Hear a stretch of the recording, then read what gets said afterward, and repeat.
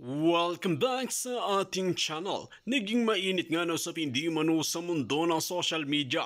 Tila bistado na naman ang plano ni Lisa Smug at si Mel ng PCSO. Dito nga natin makikita mga kaibigan na talagang nagsasabwatan nga sila dahil nga may gusto silang itakas. Ito nga ang matinding ibinulgar ni Madam Maharlika. Dito nga natin makikita mga kaibigan na talagang nabubuking nga ang mga politiko na ganib sa kapangyarihan at masasamang plano nga ni Lisa Smugs lalong-lalo na sa mga gusto niyang kasabwat. Dito natin makikita na talagang kontrolado nga nila ang pamumuno sa bansang Pilipinas dahil ang mga nakapwesto dito ay pare-pareho na may bahid na corruption sa kanilang dugo. Kaya naman ito ang kanilang pwesto. Kaya naman maraming dismayado sa pamumuno ngayon ni Kuting dahil sa asawa netong si Lisa Smugs na talagang ginagawa na lang ang kanilang gusto at palalayain ang kanilang gusto na kahit may record pa ito na corruption, mga illegal at kahit ano pa. Banat pa nga ng isang netizen, huwag kayong matakot sa kanila. Kailangan natin magsama-sama para sila ang matakot sa atin. Grabe na itong ginagawa nila. Open your eyes to the truth. Wow! Ang daming matatalinong senador at kongrehista pero napapaikot lang sila ng isang babae na hindi naman elected official. My God! Anong klaseng leader na meron tayo?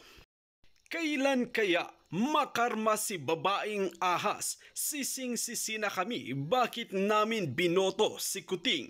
Sobra na ang admin na ito.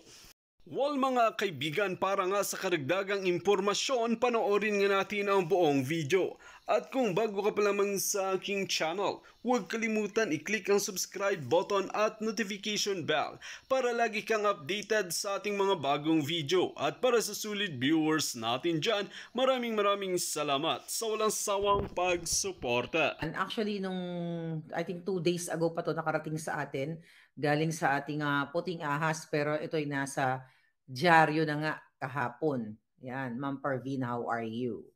Okay, ang nakalagay sa dyaryo ay basahin ko muna saglit para dito tayo manggagaling. Ang sabi dito ay biyahe sa Germany ng dalawang PCSO officials pinagdududahan. Okay, ayon ito sa Radio Inquirer.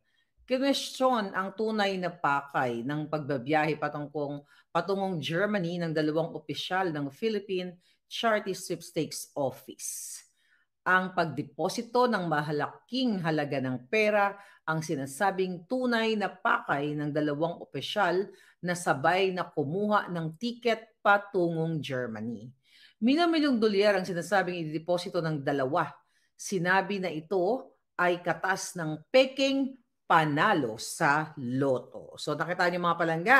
So yung mga pagdududa ninyo ay sa wakas ay naisusulat na rin dito sa Radio Inquirer. Okay? Alam naman natin yan na mga karamihan sa media ay pinasaka ng mga jonganga nila ng pera galing sa bayan natin, galing sa taxpayers money, pinasak ni Liza Maria Luis Cacho Araneta Marcos, aka Lisa Smugs o Reyna ng mga smuggler at Reyna ng mga pulburon. Okay? Sabi sa Radio Inquirer, hinamon ang naturang government-owned, controlled corporation or the GOCC na linawin ang issue. Okay? Hinamon ng mga kongresista. Diyos ko po, baka naglalaro-laro na lang dahil karamihan sa mga kongresista now is hawak ni Tambaloslos. So tuloy natin ang chika boom boom. So mga impormasyon, ayon sa information ay medical procedure daw ang dahilan ng pagtungo ng dalawang PCSO officials ng Germany. So sa ngayon ay pinagsusumikapan na ng mga opisyal ng ahensya na tumugon sa utos ng mga mambabatas na labis na nagdududa sa paglobo ng 340 million ng advertising fund ng PCSO. Ngayong taon, di ba, ng 2023, compare dun sa 19 million na advertising expenses ng PCSO noong 2022.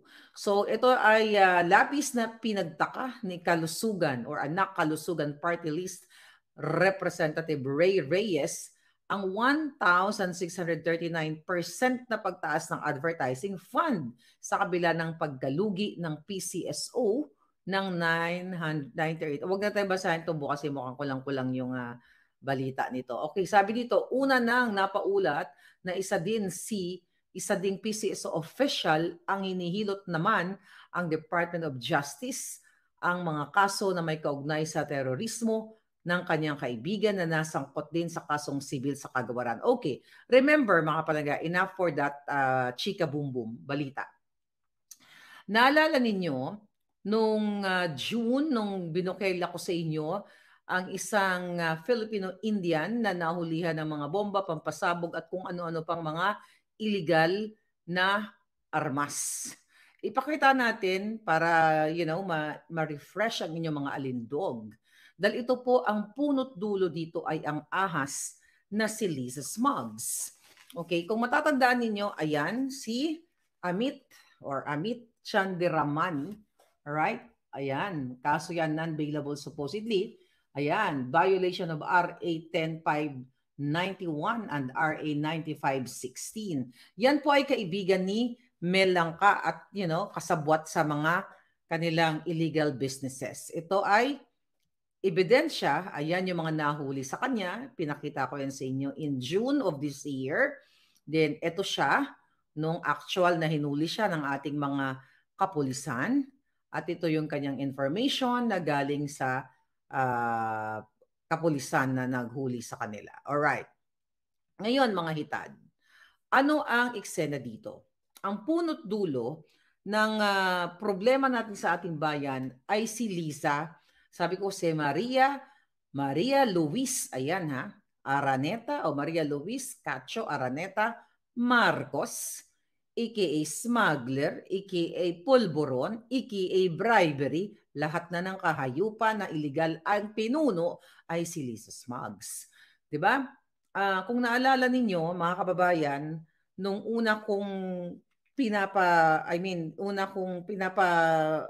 paringgan-ringgan ang tungkol sa babaeng ahas.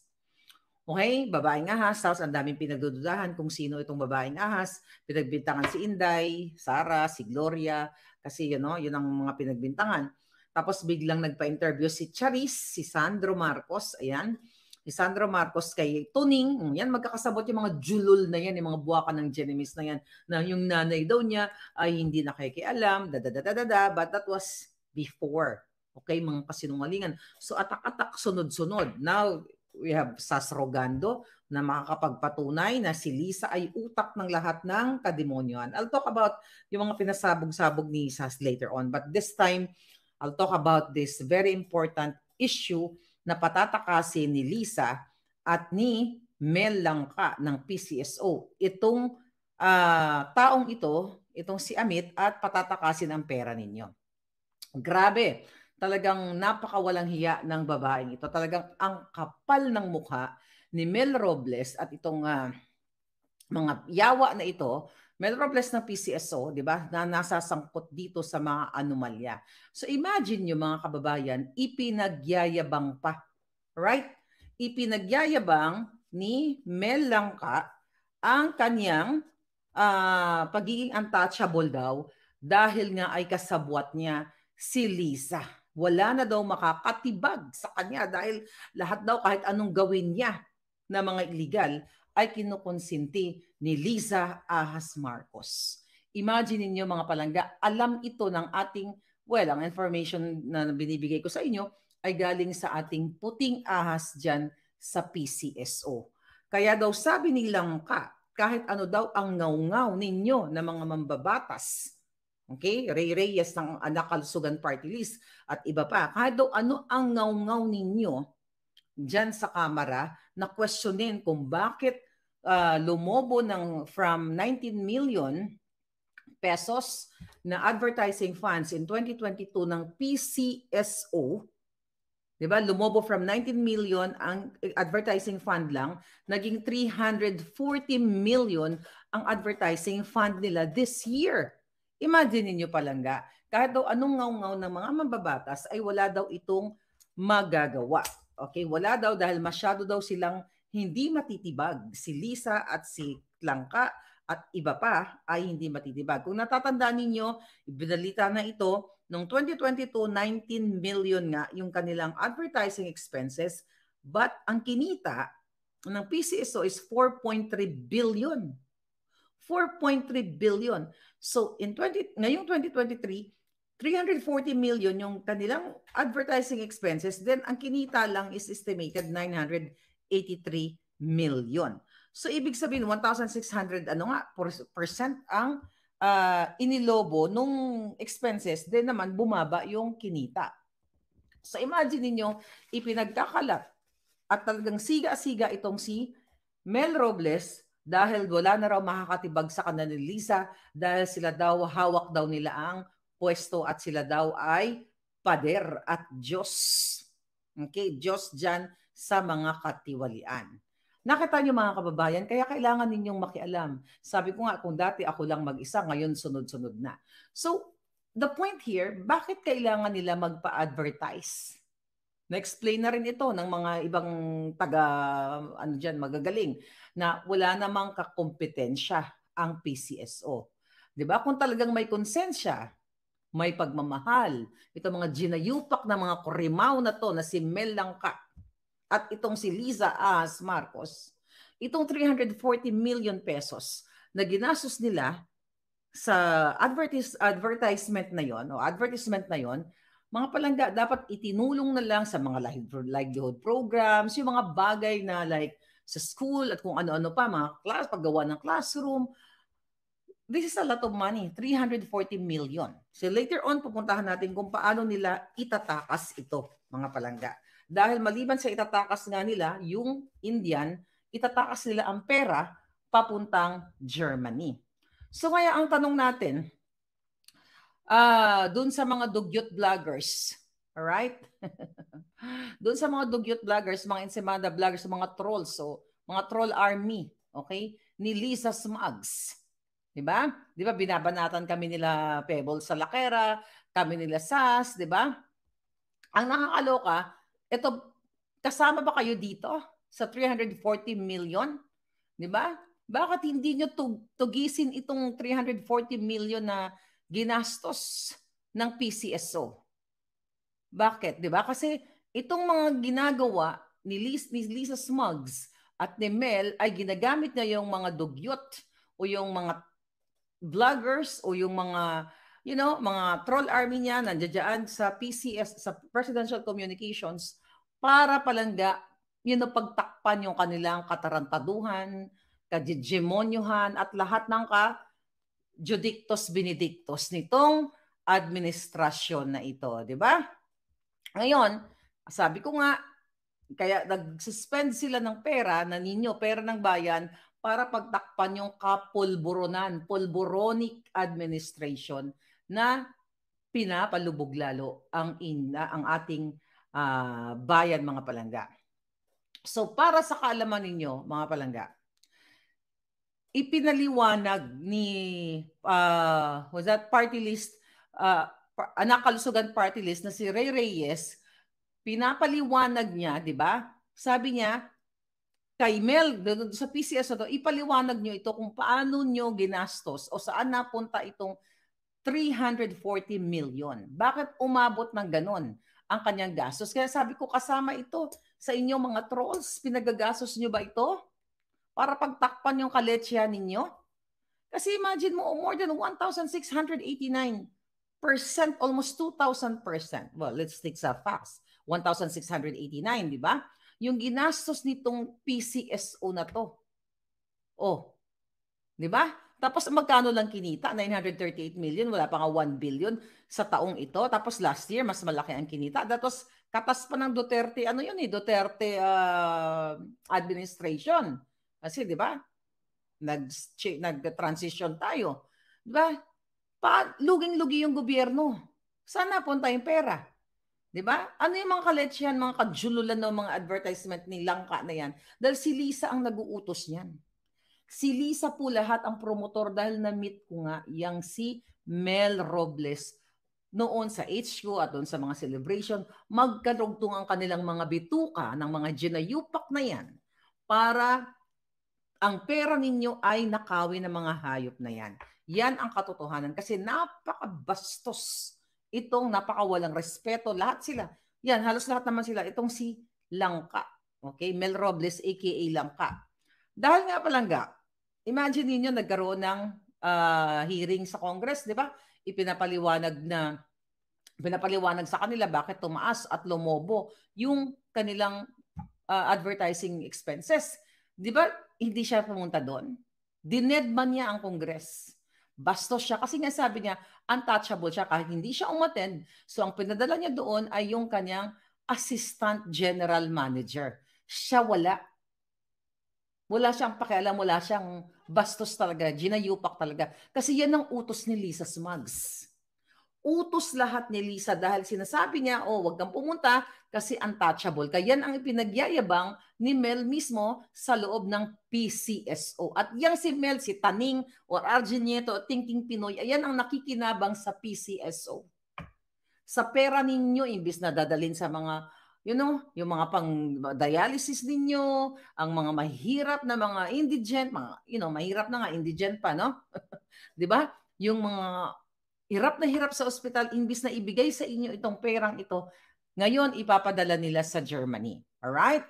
Ipapatakas ni Lisa. Ngayon, balik tayo dun sa untouchable na yon. Ipinagyayabang ni Langka na kahit hindi siya umattend sa hearing, ay okay lang. Kasi yung jutang ginina na to, okay, talagang sobrang pangbabastos. Ito naman mga senador at mga kongresista, pumapayag kayo na binabastos kayo ng ginayupak na ito na kayo, quote-unquote, elected ng Pilipino, yung elected lang, maliban dun sa smart magic senator for sure, kayo ay, for the heck of the conversation, inihalal kayo ng taong bayan, pero binabastos kayo nitong ginayupak na ahas din ni Lisa. Inaahas ang kaba ng bayan. Lulubog kayo palangga sa Pilipinas. Lulubog ang Pilipino dahil sa kahayupan ni Lisa Maria Luis Arancacho Araneta Marcos aka Reyna ng mga smuggler. O ngayon, kasuhan mo ko. Dati sinasabi niyo, duwag si Marlica, ahas-ahas, ayaw pangalanan, chuchu-chuchu. O ngayon, binuo ko na, may AKA pa. Dahil ang ulo ng ahas na nasa Malacanang na lasinggera, na pulburonic, na matakaw sa pera ng bayan, siya lahat ang magpapabagsak ng Pilipinas. Siyempre sa basbas ni Kuting, o kahit hindi siya basbasan, dahil yung si Kuting ng Norte, si Bongbong ninyo, na mambubudol ay wala nang ginawa kundi magpulburon din. Paano ka makapag-isip kung punong-puno ka ng pulburon, di ba? Ay nako, di ba? Remember, ano na? Congress, Senate, ano na mga jotang genimes kayo? Ano na nangyari dun sa 433 na lotto winners last year? Nalala niyo yun mga palangga? Yung jackpot price, I think 236 million. Nasaan na ang investigation? Bakit walang investigasyon? Pang Guinness Book of Record sa history ng buong mundo, kahit yata sa history ng ibang planeta, isang beses sa Pilipinas lang naganap ang nalo ay 433 katao. Kung matino kayo sa Kongreso at sa Senado, mga jutang genemies kayong mga tiwali lang. Yung mga tiwali lang. Kung hindi ka tiwali, edi anghel ka, di ba? Wala man lang ni isa sa inyo nag-i-effort na imbestigahan ito. Bakit takot kayo kay Lisa? Yung buwaka ng inang yan, basura yan. Pag mawala na sa power yan, basag ang pulan yan. You know? Pera ng bayan, smart magic power, ang nandiyan sa kanila kaya siya nangyay. Pero pag nawala na lahat yan, ang magiging amoy niyan, masahol pa sa masangsang na bulok. Ngayon pa lang, bulok na literally. Yung kanyang amoy. Masahol pa sa pinakadugyot, tandaan ninyo. Mas dignified, mas mabuti pa kayong tao. Even you are working as a domestic helper sa ibang bayan.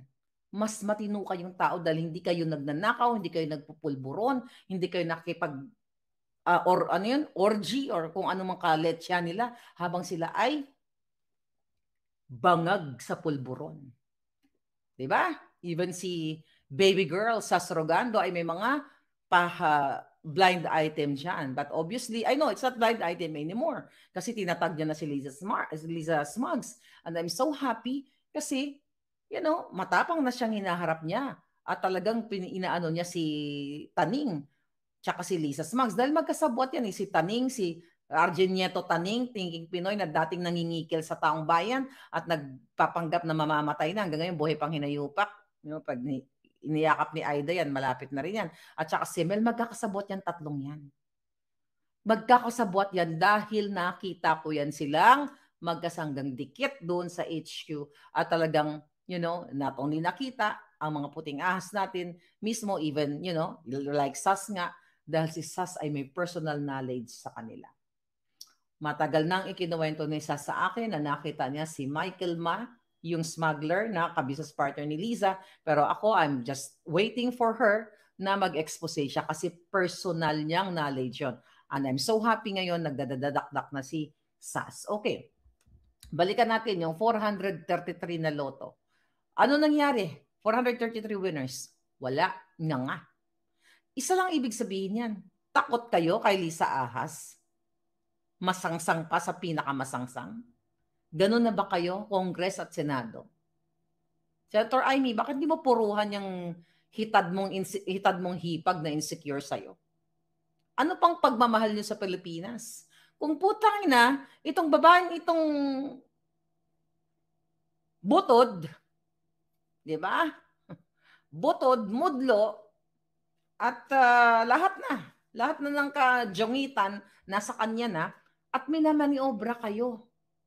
Di ba? Kaya kayong ginagago kayo. Parang wala pa kayong mga bayag.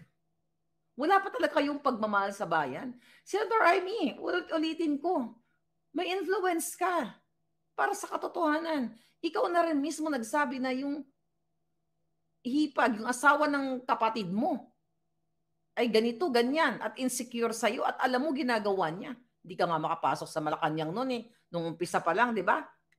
Kinokordon ka, ayaw nga, kinokordonan ka eh, di ba? Tapos papayagan mo na ganito. Kung hindi ka magsasalita laban kay Lisa na alam kong marami kang alam, then you are the same thing with Smugs. But I am waiting kasi may mga video ka na nag-uupos ka sa, nag-ikot-ikot ang mata mo pag nagsasalitang bangag yung kapatid mo.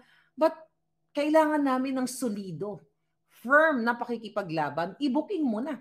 Kalagay naman yan sa, for lahat naman yan nakakarating sa'yo, di ba? Kaya nga mamaya, balikan natin palangga. So tayo sabi ko nga, kawawa ang Pilipino. Kawawa ang Pilipinas dahil mapapaisip ka na lang kung wala kang isip, kahit wala ka yatang isip, makakapag-isip ka na, itong puting at ahas administration ay ito ang magiging gagawin kayong kawawa, gagawin kayong karumal-dumal, gagawin kayong busabos, lalo na yung mga susunod na henerasyon. Kaya please, utang na loob. Hindi nyo ba nakikita? Sabi ko nga, si Maharlika lang una nagsalita. To the rescue kaagad si Sandro at saka si Luning. Hindi ganyan ang nanay ko. Meron pa akong pasabog kay Sandro. Tandaan nyo. Isa-isa lang. Dahil syempre ang lola mo nagbabakasyon, di ba? Nag-e-enjoy ang lola ninyo. Pero syempre hindi ko nakakalimutan yung mga jutang gininang ito, katulad ni Langka, at ngayon nga, gumagapang na sa Department of Justice, sa DOJ, para lakarin at i-absuelto, itakas ang kaso ni Amit Chandiramani, na pinakita ko kanina, itong tinaguriang terorista ayon sa PNP dahil hinuli na nila to eh. Di ba yung pinakita ko kanina? Alright, tignan natin.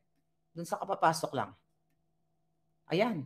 Gustong itakas yan. Maliban sa pera ng PCSO itatakas, ito itatakas muna nila. Right? Absuelto nila yung taong yan. Okay. Ngayon mga palangga, yung si Chandiramani na yan, di ba, hinuli yan sa Cavite. Naiulat ko na yun sa inyo noong June. Alright? So yung taong yan, right? So ginawa yung raid nung ito, pakita natin. Itong raid na yan, di ba? Sa bahay niya mismo. Right? Ayan, no? Huling-huling hitad, oh. Oh. So yung raid na yan, mga palangga, ay sa bahay mismo ng Jutang Jini ng, you know, BFF ni Mel Robles at syempre, indirectly, BFF na rin yan ni Lisa Smugs. Okay? So hinuli yan dahil sa dalawang search warrant na inisyo ni Judge Charito Macalintal sa Wali. Remember I told you noong June, nahulihan niya ng matataas na kalibre ng baril at pampachorba, pampasag, granada, di ba? At pinakawalan ng piskalya. Remember? I told you, ngayon ay gusto nang itakas yan ni Mel at ni Lisa. So dalawang search warrant at may body camera yung mga pulis, di ba? Na humuli sa kanya. At you know what? Kung ano nangyari dyan? Ayon sa ating puting jahas, mga palangga. Ayon sa puting jahas natin, ay naglagay lang naman ng 12 million pesos. Yan, ayon sa ating puting ahas, para maitakas nila o mapakawalan temporarily. Di ba I told you na tumawag si Langka, si Mel Robles Langka ng PCSO, General Manager ng PCSO, na ipinagyayabang na malakas siya kay Lisa, kaya tinawagan niya ang PNP Chief at si General Sermonia, sinabi ko yan sa inyo, na arborin niya muna, o arborin niya, hindi muna, i-arborin niya. And true enough, di ba? Yung PNP ay talaga naman pinakawalan nga. So anong hustisya sa Pilipinas? Imagine ninyo, yung iba dyan, may mga nababasa ko na nag-report sa akin. Tinatamnan kayo ng mga pulburon, mga ganyan, isang sachet o whatever, marijuana, di ba? Nakukulong kayo forever. Ito, huling-huli. May pampasabog and everything, pinakawalan. Dahil tinawagan ni Mel Robles ng PCSO dahil kaano niya si Lisa Smugs eh. Kasabwat sila. Sino si Lisa Smugs? Eh di yung first lady niyong Jindot. Oh. Ngayon, ano? Mga palangga, may batas sa Pilipinas? Wala nang batas. Dahil ang batas ngayon, hawak nila. Na kahit mahulihan ka ng pulburon, mahulihan sila ng mga malalaking, you know, even ngayong si Sayarot, pero hindi si Sayarot ang topic natin, yung pulburonic na si Sayarot. Nahulihan ka na ng mga hype, mga pampachorba nga, pinalaya pa. Itatakas nila Lisa yan.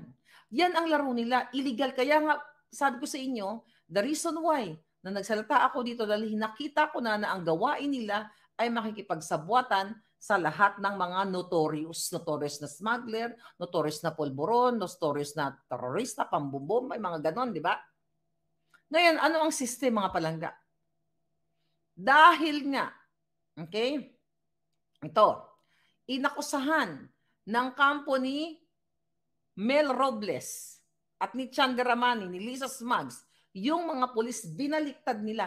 Yung mga pulis na humuli during the time nung June, ay binaliktad nila, mga palangga, na tinaniman daw itong si Amit ng mga ebidensya. Kaya di ba, nag-file ng motion for reconsideration sa Dasmariñas PNP. Alright? So galit na galit, mga palangga, yung mga pulis. Yung ating mga puting ahas din. Alright? Galit na galit. Kung kailan talagang tinrabaho nilang itong taong to, sinorveillance sila and everything na maayos, ngayon babalik ta rin ni Lisa Smugs at ni Mel Robles at itong taong ito, marami kasing pera to, itong Amit Chandaramani. Meron silang family dispute dito sa Malibu, di ba? Like $1 million na property na nirentahan din ng isang Jodik na anak ni Biden. Okay, na sangkot din dito sa pang gagahasa at kung anong makahayupan. Si Hunter Biden, remember that? Nagrenta sa property nitong si Chandaramani. Pero segue lang yon. O, kita mo? Friends with, with the same pulboronic, di ba? Flock together. Oh, but anyway, huwag natin putan si Biden. Na yun? Nag-Juliani na yun. Right? So, ayun, sabi ng isang police colonel, mga palangga, kung gusto nila magtanim ng ebidensya dito kay Jodik na ito, jutang gina ng Jodik na si Amit Chandaramani, dapat daw nilagyan na nila ng Coca-Cola. Di ba? ng shabu, itong si, nilagyan na nilang pulboronic ng droga, itong si Amit para lalong madiin. Right? Kasi alam naman ng mga kapulisan, based sa kanilang surveillance, sa kanilang thorough investigation, na itong si Amit Chandiramani na BFF ni Mel Robles ng PCSO at backup si Lisa Smugs ay palabas-masok na sa rehab. So kung ikaw ay pulis, di ba, na magtanim ka, papaniniwalaan ka, labas-pasok pala to, nag-Coca-Cola pa pala to eh. Pero hindi tinamnan ng mga pulis na muhumuli. Kasi legit mga kababayan, yung kanilang survey, ang kanilang paghuli. It just so happened na tumawag silang si Mel Robles, dito nga sa PNP chief, sa PNP na arborin niya. At sabi ko ngayon, nahamon ko, kayo, mga matitino pa, kung may matino pa po, tangay na pati PNP, kasabot eh. May matino pa ba tayo? Hinahamon ko na i-check ninyo ang CCTV ni Mel Robles ng PCSO. Dahil ang puting ahas ko dyan sa PCSO, sinasabi, sabi niya, Miss Marlica, hamunin niyo sila, yung si Mel Robles at ang ating gobyerno, kasi labas-pasok yan si Chandiramani. At labas-pasok laging may bit-bit. Bit-bit na pera? Bit-bit na what? Bit-bit na pulburon? I don't know. Laging may maleta daw eh. Labas-pasok. So kung talagang sabi ng mga police palangga, ng mga nakahuli dito sa Filipino-India na to, kung talagang may planting ng ebidensya, nagtanim, di ba? Magaling yan actually, si Lisa ang magaling magtanim yan, magtanim ng kaso, magtanim ng anik-anik. But anyway, kung talagang sabi ng mga pulis na nakahuli, kung talagang gusto nilang magtanim ng ebidensya, di ba, madali lang maglagay ng Coca-Cola. Pero hindi nga nila ginawa, mga palangga. Okay? Dahil ayon sa kanila, hindi nila trabaho o gawain ang pagtatanim. Although may mga pulis na nagtatanim, di ba? But may mga natitira pa tayo mga pulis na matitino na talagang lingkod bayan. Kaya hindi natin inaaway lahat ng mga pulis na yan dahil meron tayong mga kaibigan, asawa ng mga kaibigan, kaklase, kamag-anak, na mga pulis. So kung wala na tayong tiwala sa mga pulis at katulad ng PNP chief na tinawagan lang, okay, arbor-arbor, wala na. Paano magkakaroon ng what you call it? Ng parang braveness, self-esteem, pagiging matapang ng mga pulis na gawin yung kanilang trabaho kung mismo ang PNP chief, tawagan lang ni Mel Robles o ni Lisa, "Hi darling, can you please do the favor for me?" Diba? Ganon-ganon lang siya. Pakawalan si Chandiramani. Ano na ang hustisya sa ating bayan? Wala na. Kaya you have to speak up, darling. Yun na nga. Dahil nga nag-file ng motion for reconsideration, inulat ko na to sa inyo in June, pinayagan nitong Assistant Regional Trial Court, Regional Prosecutor, pangalan niya, Rogelio Rodoc Jr., okay? Acting Chief City Prosecutor ng Dasmariñas City na tuluyang sampahan, okay, ng kasong paglabag. Alright? At dahil nga, ulitin natin, at dahil sa motion for recon, pinayagan ni Assistant Regional Prosecutor Rogelio Rodoc Jr., Acting Chief City Prosecutor ng Dasmariñas City, na tuluyang sampahan, okay, ng kasong paglabag sa RA 9516 si Amit. Dahil nga, inaasahan ni Mel Robles, okay? Maghahabol, okay? Na maghahabol daw sila sa legal na paraan, di ba? So ngayon, itong Jutang Jinin na to, ginagapang niya ni Mel Robles sa basbas ni Lisa Smugs dahil magkakasabwat sila. Ginagapang niya ngayon sa DOJ ang dalawang undersecretaries. Kaya itong mga taga-DOJ, hoy, mga Jutang Jinemis kayo, syempre, may basbas yan ni Remulla. Kaya, hoy, mga undersecretaries, hindi ko kayo tatantanan. Mga Jutang Jinemis, okay, mga yawa mo, right?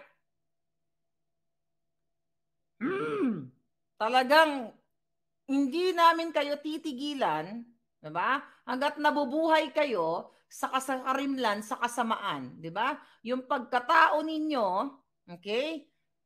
Talagang ibubukyela namin dito sa channel na ito at lahat ng mga palangga ko na kayo ay dinidiktahan ni Mel Robles sa pag-impluensya o pagpapatakas dito o pagligtas, pag-absuelto kay Filipino Indian, yung pinakita ko kanina. Ganito ba kayo kahayop? Pasumpa-sumpa pa kayong mga GNU pa kayo pag nagtitake kayo ng oath, nagagampanan nyo yung trabaho ninyo para sa taong bayan. Di ba? Huwag yung sabihin, okay? Na wala kayong baho sa katawan dahil nakikita ko, naaamoy ko kasing baho ng kipay ni Lisa Smugs. Di ba? Yung mga kabahuan ninyo sa katawan, okay? Amoy na amoy ko sa pamamagitan ng aking puting ahas. Lahat ng departamento mayroon akong puting ahas. May mata ko dyan sa DOJ. Akala mo kuting, ay bonjing, lahat kayo kuting ahas? Huwag kayo pasisiguro, sukang-suka na ang mga tao sa inyo. Gusto na nilang mag-speak up. Nakita nyo, dahan-dahan na. Simula ako. Andyan mga vloggers, sila Maui, Princess Maui, andyan si Bagong Lipunan, andyan si General Macanas, andyan si Sas, andyan si Talakera, andyan si Marlica, andyan si Attorney Glenn Chong na bonggang-bongga ang expose sa Smart Magic, at si Lisa na naman ang ulo na nakipag-usap nga doon sa mga owners ng Smart Magic. Lahat si Lisa. Okay. Tsaka na yung Smart Magic. Pero kailangan di natin kalimutan. Kita niyo kung gaano ka-powerful ang pagiging Jejemon ni Lisa Smugs. Alam mo yung power dapat ginagamit na sa kabutihan. Pero ginagamit dito nga natin makikita mga kaibigan na maraming ang dismayado kay Kuting ngayon dahil nga sa kanyang ginagawa na hindi pinepikalaman ang gawain ni Lisa Smugs at talagang okay lang sa kanya na kahit anong gawin ni Lisa Smugs ay talagang wala na siyang paki kasi under the sayang araw ito. Ito ang banat ng maraming netizen dahil hindi kayang manindigan sa kanyang salita at hindi kayang manindigan sa sariling paa at nakikinig lamang at nagiging utusan na lamang ito ng mga pulpolitiko na ganib sa kapangyarihan. Sayang lamang ang pinaghirapan ni Ferdinand E. Marcos. Well mga kaibigan, kung kayo ang tatanungin ano ang inyong mga opinyon, just comment below sa ating comment section at ating pag-uusapan.